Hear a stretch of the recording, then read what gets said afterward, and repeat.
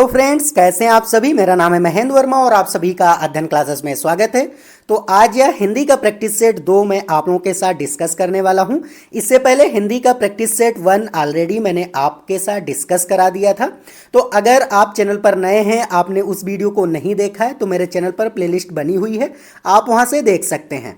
और मैं आप लोगों को बता दूं कि ये जो मैं हिंदी के प्रैक्टिस सेट करा रहा हूं, ये लेवल 1 और लेवल 2 दोनों के लिए यहाँ पर क्वेश्चंस होने वाले हैं।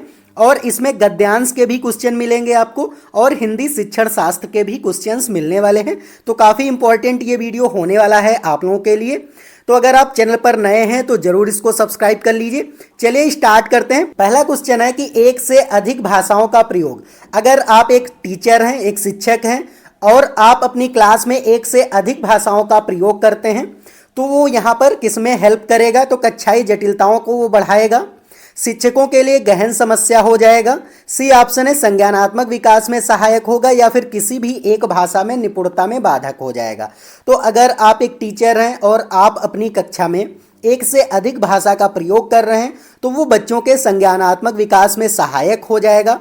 बच्चे का कॉग्निटिव जो डेवलपमेंट होता है वो अच्छे तरीके से होगा। तो इसलिए क्या हो जाएगा? सी ऑप्शन यहाँ पर करेक्ट हो जाएगा।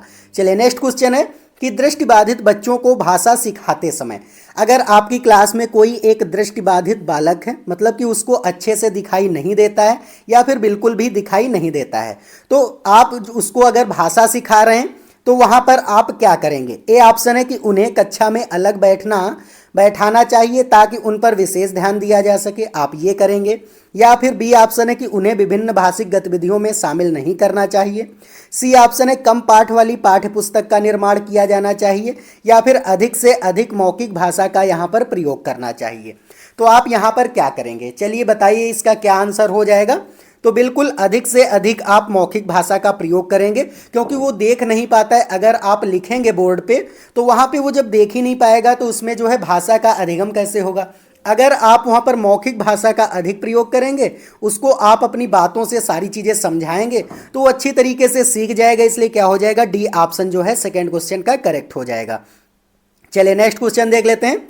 तो यहाँ पर प्रश्न 3 है कि प्राथमिक स्तर पर भाषा की पाठ्यपुस्तकों में किस तरह की रचनाओं को स्थान दिया जाना चाहिए। अगर आप एक प्राइमरी के टीचर हैं और आप जो है वहाँ पर पाठ्य पुस्तक जो है बना रहे हैं तो वहाँ पर किस तरह की रचनाएं आप उसमें शामिल करेंगे बुक में? तो क्या होगा? ए ऑप्शन है कि विदेशी साहित्य की रचनाएं आप शामिल कर देंगे। एक रचनाएं जो बच्चों के परिवेश से जुड़ी हों और जिस भाषा की अलग अलग छटाएं हों, मतलब यहाँ पर लिख देना है जिस भाषा की अलग अलग छटाएं हों। सी है कि जो प्रत्यक्ष रूप से मूल्य पर आधारित हों या फिर केवल कहानी और अथवा कविताएं इसमें होनी चाहिए।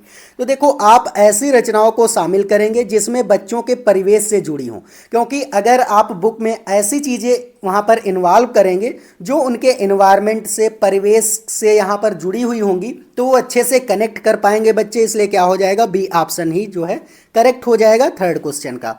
चलिए नेक्स्ट क्वेश्चन देख लेते हैं। तो नेक्स्ट क्वेश्चन 4 नंबर है कि निम्नलिखित में से कौन सा बच्चों का भाषिक क्षमता के आकलन का सबसे उचित तरीका है। अगर आप बच्चों की भाषिक क्षमता का यहाँ पर आकलन कर रहे हैं, असेसमेंट कर रहे हैं, तो उसका सबसे अच्छा तरीका मेथड क्या होगा? ए ऑप्शन है बादल, आसमान, चिड़िया, बच्चे आदि संज्ञा शब्दों का प्रयोग करते हुए कहानी लिखने के लिए आप कहेंगे। बी ऑप्शन है कि संज्ञा की परिभाषा को पूरा कीजिए, ये आप कहेंगे। संज्ञा को परिभाषित कीजिए या फिर संज्ञा शब्दों के 2 उदाहरण दीजिए। आप ए बी सी डी में आप जो है जब आकलन कर रहे होंगे बच्चों का भाषिक क्षमता का, तो यहाँ पर आप क्या कहेंगे? तो आप जो है ए ऑप्शन वाला ही यहाँ पर सबसे सुटेबल है, क्योंकि बादल आप कहेंगे, आसमान, चिड़िया, बच्चे आदि जो है ये शब्द जो है इनका संज्ञा शब्दों का प्रयोग करके वो जब कहानी लिखेंगे तो उनकी भाषिक क्षमता का आकलन सबसे अच्छे तरीके से होगा। इसलिए क्या हो जाएगा? फोर्थ का ए ऑप्शन यहाँ पर करेक्ट हो जाएगा। चलिए 5th नंबर क्वेश्चन देख लेते हैं। तो 5th नंबर क्वेश्चन है कि बच्चों की मौखिक अभिव्यक्ति का विकास करने के लिए सबसे कम प्रभावी तरीका कौन सा होगा। अगर आप बच्चों की यहाँ पर मौखिक अभिव्यक्ति का आकलन कर रहे हैं या विकास कर रहे हैं तो उसका सबसे कम प्रभावी तरीका क्या होगा? कि व्याकरण आधारित संरचना अभ्यास आप करा देंगे या फिर अपने अनुभवों का वर्णन करने के लिए कहेंगे, बातचीत करना या फिर संवाद अदायगी। तो देखो, जो यहाँ पर बच्चे, क्योंकि आपके प्राइमरी स्तर के बच्चे हैं तो वहाँ पर व्याकरण आधारित संरचना अभ्यास जो है सबसे कम प्रभावी तरीका होगा, इसलिए क्या हो जाएगा यहाँ पर ए ऑप्शन ही करेक्ट हो जाएगा। चलिए नेक्स्ट क्वेश्चन देख लेते हैं। तो 6 नंबर क्वेश्चन है कि निम्नलिखित में से कौन सा द्वितीय भाषा शिक्षण का उद्देश्य नहीं है। आपको पता होगा कि प्राथमिक भाषा क्या होती, तो मातृभाषा होती है, और यहाँ पर भाषा शिक्षण का जो है उद्देश्य नहीं है, द्वितीय भाषा शिक्षण का उद्देश्य नहीं है, ये पूछा गया। तो चलिए देख लेते हैं ऑप्शन में। तो ए ऑप्शन है कि विभिन्न क्षेत्रों स्थितियों में हिंदी की विभिन्न प्रयुक्तियों को समझने की योग्यता का विकास करना, हिंदी के व्याकरण नियमों को कंठस्थ करना, दैनिक जीवन में हिंदी में समझने तथा बोलने की क्षमता का विकास, या फिर बोलने की क्षमता के अनुरूप लिखने की क्षमता का विकास हो जाएगा। तो यहाँ पर उद्देश्य नहीं, निगेटिव पूछा है, तो कंठस्थ करना क्या है, यहाँ पर निगेटिव आपका ऑप्शन है, इसलिए क्या हो जाएगा यहाँ पर 6 क्वेश्चन का बी ऑप्शन ही करेक्ट हो जाएगा। चलिए नेक्स्ट क्वेश्चन देख लेते हैं। तो 7 नंबर क्वेश्चन है कि भाषा सीखने के लिए कौन सा कारक सर्वाधिक महत्वपूर्ण है। अगर आप बच्चों को भाषा सिखा रहे हैं तो वहाँ पर उनका कौन सा कारक जो होगा वो सर्वाधिक महत्वपूर्ण होगा भाषा सीखने में। तो ए ऑप्शन है कि भाषा के व्याकरणिक नियम, पाठ पर आधारित प्रश्न उत्तर, भाषा की पाठ्यपुस्तक, या फिर समृद्ध भाषिक परिवेश। तो चलिए बताइए यहाँ पर 7th जो क्वेश्चन है उसका कौन सा ऑप्शन करेक्ट हो जाएगा। तो यहाँ पर जो है समृद्ध भाषिक परिवेश, क्योंकि बालक जो होता है वो नन्हा वैज्ञानिक होता है और अपने ज्ञान की रचना स्वयं करता है, ये जीन पियाजे कहते हैं, और केवल हमें उसको जो है मार्गदर्शन देना होता है, एक वातावरण उसके लिए जो है हमें यहाँ पर तैयार करना होता है। अगर आप बच्चे का समृद्ध भाषिक वातावरण तैयार कर देंगे तो बच्चा जो है आसानी से और यहाँ पर सुटेबल तरीके से वो भाषा को सीख पाएगा, इसलिए क्या हो जाएगा, डी ऑप्शन ही यहाँ पर करेक्ट हो जाएगा। चलिए 8 नंबर क्वेश्चन है कि हिंदी भाषा का मूल्यांकन करते समय आप सबसे ज़्यादा किसे महत्व देंगे। अगर आप हिंदी भाषा का असेसमेंट कर रहे हैं, मूल्यांकन कर रहे हैं, तो आप सबसे ज़्यादा किसे महत्व देंगे। सीखने की क्षमता का आकलन आप करेंगे, काव्य सौंदर्य पर आप ज़्यादा महत्व देंगे, निबंध लिखने की योग्यता पर यहाँ पर आप ध्यान देंगे, या फिर यहाँ पर व्याकरण के नियम के जो है आप ज़्यादा ध्यान देंगे। तो सीखने की क्षमता का आकलन करेंगे कि जैसे आप कोई एक चैप्टर पढ़ा रहे हैं और उसके बाद उसी चैप्टर से आप कुछ क्वेश्चंस भी बच्चों से पूछ रहे हैं। अगर बच्चे अच्छे से वहाँ पर आपके क्वेश्चंस का आंसर दे देते हैं, इसका मतलब है कि बच्चे जो है या फिर बालक जो वहाँ पर क्लास में हैं वो सक्रिय रूप से आपके साथ जुड़े हुए हैं और वो अच्छे तरीके से अधिगम भी कर पाते हैं। तो इसलिए क्या हो जाएगा, सीखने की क्षमता का आकलन कि बच्चे जो है कितना सीख पाए हैं, ये सबसे प्रभावी तरीका है, आप इस पर ज़्यादा महत्व देंगे, इसलिए ए ऑप्शन जो है 8th क्वेश्चन का करेक्ट हो जाएगा। उम्मीद है आपको सारे क्वेश्चन समझ आ रहे होंगे। अगर कोई भी डाउट है तो आप कमेंट करके ज़रूर पूछिए, और अगर आपको ये वीडियो अच्छा लग रहा है तो वीडियो को एक लाइक कर दीजिए, और चैनल पर नए हैं तो बेल आइकन प्रेस करके आप जो है यहाँ पर सब्सक्राइब कर दीजिए। चलिए नेक्स्ट क्वेश्चन है कि एक बहुभाषिक कक्षा में आप किसे सबसे कम महत्व देंगे। एक अगर आपकी बहुभाषिक कक्षा है, मतलब कि अलग अलग जो है स्टेट के बच्चे हैं या फिर अलग अलग पृष्ठभूमि के बच्चे हैं, तो उनकी जो है मातृभाषा भी अलग होगी, तो वो बहुभाषिक कक्षा आपकी हो जाएगी। तो उसमें आप सबसे कम किसको महत्व देंगे। तो यहाँ पर ए ऑप्शन है कि विभिन्न प्रकार का बाल साहित्य पर आप जो है बहुत कम महत्व देंगे। बी ऑप्शन है कि कक्षा में विभिन्न प्रकार की सामग्री पर आप कम महत्व देंगे। कक्षा के बहुभाषिक और बहुसांस्कृतिक संदर्भों के प्रति संवेदनशीलता पर आप जो है कम ध्यान देंगे, या फिर बच्चों को सिखाना कि दो भाषाओं के मध्य विद्यमान समानता व अंतर का विश्लेषण कैसे किया जाता है। चलिए बताइए जो 9 नंबर क्वेश्चन है इसका कौन सा ऑप्शन यहाँ पर करेक्ट हो जाएगा। तो यहाँ पर जो है डी ऑप्शन ही करेक्ट हो जाएगा, क्योंकि बच्चों को सिखाना कि दो भाषाओं के मध्य विद्यमान समानता व अंतर का विश्लेषण, अभी तो बालक छोटे हैं, बच्चे छोटे हैं यहाँ पर, तो आपको उनमें जो है विश्लेषण करने की कोई ज़रूरत नहीं, क्योंकि वो ऑलरेडी अपनी भाषा जो है मातृभाषा सीख करके आए हैं, तो उसी को आधार मान करके आपको सिखाना है। तो सबसे कम महत्व जो है आप इसी ऑप्शन को देंगे, इसलिए क्या हो जाएगा यहाँ पर डी ऑप्शन ही करेक्ट हो जाएगा। चलिए देखिए ऊपर के भी 3 ऑप्शन देख लेते हैं। देखो दिया गया है ए ऑप्शन विभिन्न प्रकार का बाल साहित्य, क्योंकि बहुभाषिक कक्षा है तो अलग अलग प्रकार का उनका बाल साहित्य भी होना चाहिए, तो ये ऑप्शन तो करेक्ट होगा। इसलिए क्या कह रहा है कि कम महत्व देंगे तो गलत हो जाएगा। फिर कक्षा में विभिन्न प्रकार की सामग्री, क्योंकि अलग अलग बहुभाषिक कक्षा है ना आपकी, अलग अलग पृष्ठभूमि से बालक आए हुए हैं, तो यहाँ पर विभिन्न प्रकार की सामग्री भी आप रखेंगे, तो ये भी पॉजिटिव है ऑप्शन, तो ये भी गलत हो जाएगा। फिर कक्षा में बहुभाषिक और बहु सांस्कृतिक संदर्भों के प्रति संवेदनशीलता, बिल्कुल सही। अगर आप संवेदनशील ही नहीं होंगे तो आप उसको महत्व कैसे दे पाएंगे, तो ये भी पॉजिटिव है। तो यहाँ पर ए, बी और सी जो है वो गलत हो गए, ऑप्शन डी ऑप्शन ही क्या हुआ यहाँ पर करेक्ट हो गया है। चलिए 10 नंबर क्वेश्चन देख लेते हैं कि भाषा की पाठ्य पुस्तक का निर्माण करते समय सबसे कम महत्वपूर्ण बिंदु क्या है। अगर आप एक जो है प्राइमरी की बुक को निर्माण कर रहे हैं और वहाँ पर जो है आप सबसे कम किसको महत्व देंगे और कब सबसे कम महत्वपूर्ण बिंदु क्या होगा वो आपको यहाँ पर बताना है। चलिए देखते हैं। तो ए ऑप्शन है कि अभ्यासों में विविधता, पाठों की संख्या, विषय वस्तु में विविधता या फिर भाषा की विभिन्न छटाएं। तो यहाँ पर पाठों की संख्या से कोई भी आपका मतलब नहीं होगा कि उसमें कितने चैप्टर हैं, केवल और केवल आपको यहाँ पर इसी जो है ये जो पॉइंट है इसी को कम महत्व देना है, ये कम महत्वपूर्ण बिंदु है, इसलिए क्या हो जाएगा यहाँ पर पाठों की संख्या वाला ऑप्शन जो है वो करेक्ट हो जाएगा। चलिए 11 नंबर क्वेश्चन देख लेते हैं कि बहुभाषिकता क्या होती है।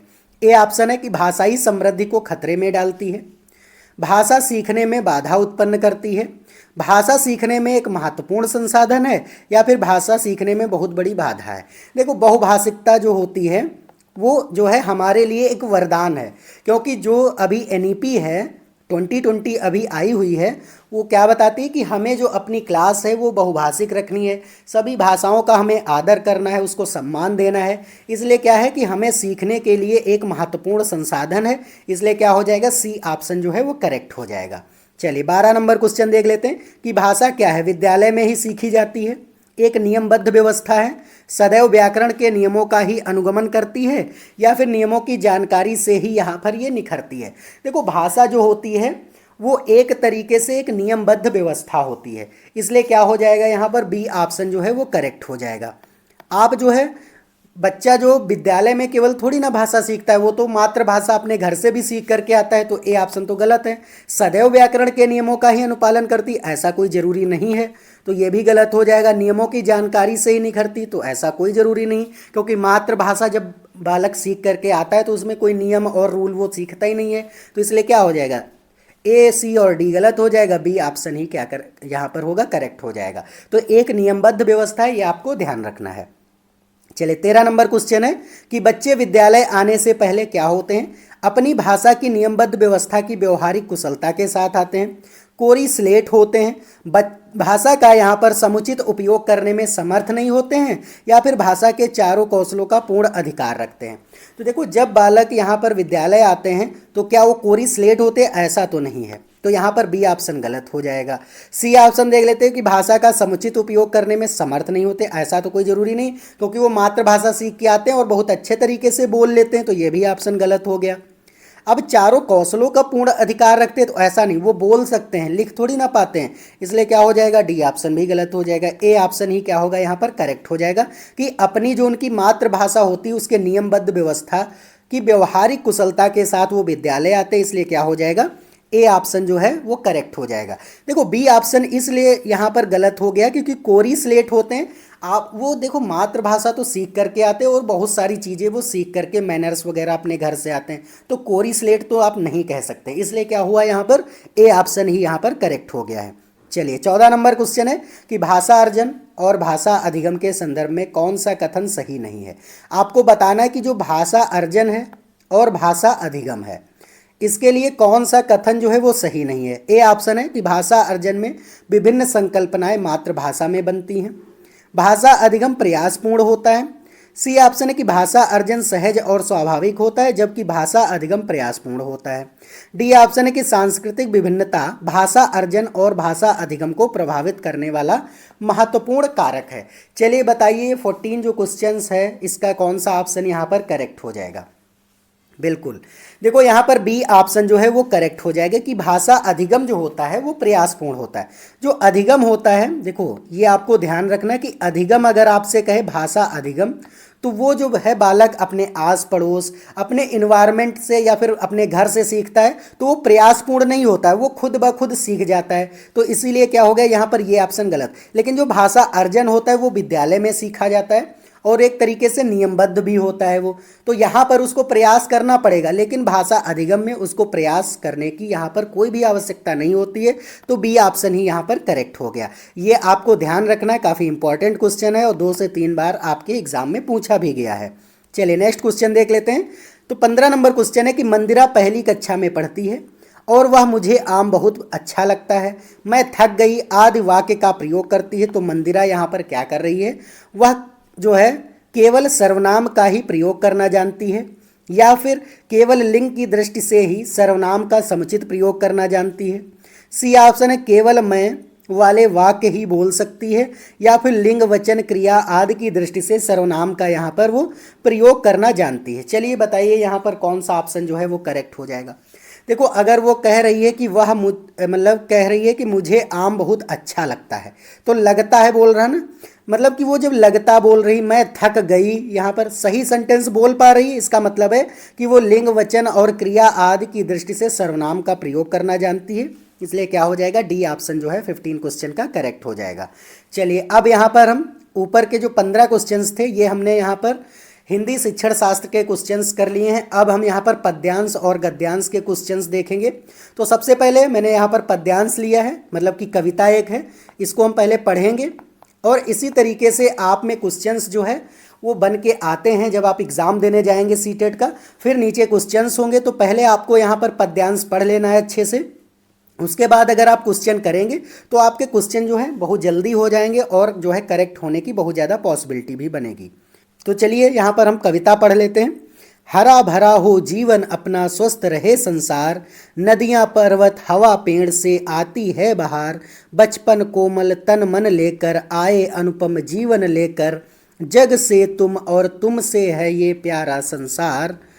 हरा भरा हो जीवन अपना स्वस्थ रहे संसार, वृंद लताएं पौधे डाली चारों ओर भरे हरियाली, मन में जगे उमंग यही है सृष्टि का उपहार।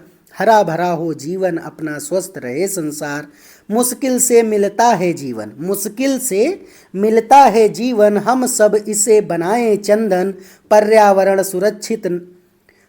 सुरक्षित ना हो तो सब है बेकार, हरा भरा हो जीवन अपना स्वस्थ रहे संसार। तो ये कविता काफ़ी अच्छी कविता है। चलिए अब इसके क्वेश्चंस हम कर लेते हैं। तो हरा भरा जीवन का यहाँ पर अर्थ क्या है ये आपको जो है बताना है। तो पेड़ पौधे से घिरा हुआ जीवन, हरे रंगों से भरा जीवन, हरियाली युक्त जीवन या फिर खुशियों से परिपूर्ण जीवन। तो खुशियों से परिपूर्ण जीवन ही यहाँ पर क्या अर्थ है इसका, हरा भरा जीवन का अर्थ है। इसलिए क्या हो जाएगा, डी ऑप्शन जो है वो करेक्ट हो जाएगा। चलिए 17 नंबर क्वेश्चन देख लेते हैं कि कौन सी चीज़ें बाहर लेकर आती हैं। आपको बताना है कि कौन सी चीज़ें जो हैं वो बाहर लेकर के आती। नदियों की आवाज़, पहाड़ों की चोटियाँ, समस्त प्राकृतिक उपादान या फिर पेड़ों की हवा। तो जितने भी प्राकृतिक उपादान हैं, जितने भी प्राकृत नेचर की जितनी भी चीज़ें हैं वो हमारे लिए बाहर लेकर के आती। इसलिए क्या हो जाएगा, सी ऑप्शन जो है वो करेक्ट हो जाएगा। चलिए 18 नंबर क्वेश्चन देख लेते हैं कि कवि ने सृष्टि का उपहार किसे कहा है। वृंद लताओं को कहा है, हरा भरा जीवन को कहा है, प्राकृतिक सुंदरता और उससे उत्पन्न होने वाली खुशी को कहा है, या फिर पौधे और डालियों को यहाँ पर कहा है। चलिए बताइए यहाँ पर कौन सा ऑप्शन जो है वो करेक्ट हो जाएगा। तो बिल्कुल प्राकृतिक सुंदरता और उससे उत्पन्न होने वाली खुशी को कहा है, तो सी ऑप्शन जो है करेक्ट हो जाएगा।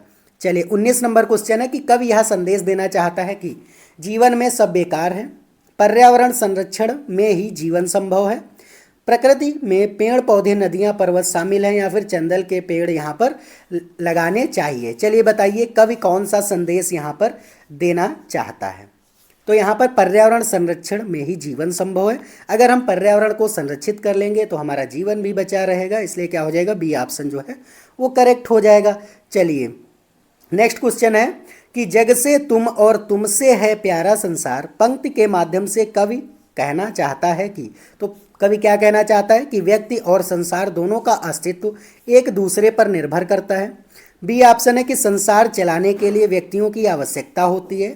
सी ऑप्शन है कि व्यक्ति का अस्तित्व संसार से स्वतंत्र है, या फिर डी ऑप्शन है कि संसार का अस्तित्व व्यक्तियों से स्वतंत्र है। तो यहाँ पर जो कवि कहना चाहता है कि जग से तुम और तुमसे है प्यारा संसार। इसका मतलब है व्यक्ति और संसार दोनों का अस्तित्व एक दूसरे पर निर्भर करता है। अगर व्यक्ति ही ना हो तो संसार का क्या मतलब रहेगा, या संसार ना हो तो व्यक्तियों का क्या मतलब रहेगा। तो दोनों के अस्तित्व पर निर्भर करता है, इसलिए ए ऑप्शन जो है वो करेक्ट हो जाएगा। चलिए, अनुपम से क्या अभिप्राय है ये आपसे पूछा गया है। ये पद्यांश का यहाँ पर एक क्वेश्चन है। चलिए देख लेते हैं। सुखद है, आनंदमय है, मनोहरी है, या फिर जिसकी उपमा ना की जा सके, ये आपको बताना है। तो यहाँ पर जिसकी उपमा ना की जा सके उसी को अनुपम कहा जाता है, तो इसलिए क्या हो जाएगा, डी ऑप्शन जो है वो करेक्ट हो जाएगा। चलिए अब हम गद्यांश देख लेते हैं।